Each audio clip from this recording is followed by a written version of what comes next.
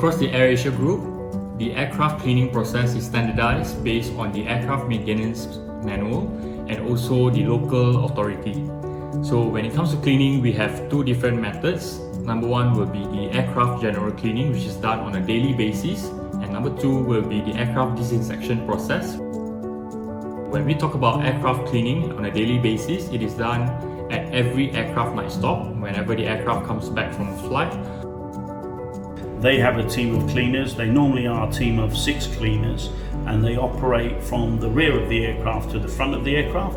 And the way that they operate are in 2 sub-teams within that team. One team looks after the cleaning of the toilets, and the other team looks after the galley and the main passenger cabin. And the reason we do that is to separate those working in the toilet from the cabin passenger area so that there is no cross-contamination or bacteria spread.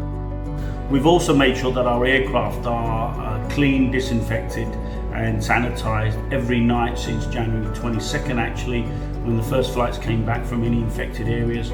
We do a deep clean with the specialized agency and a material called CALA 1452. We use industry standard type material, something like the different types of disinfectants and the different types of cloths.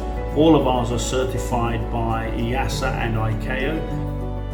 On top of our general cleaning, we also have this aircraft cabin recirculation filter installed to further filter out the airborne viral and bacterial contaminants to ensure that our passengers travel safely and comfortably.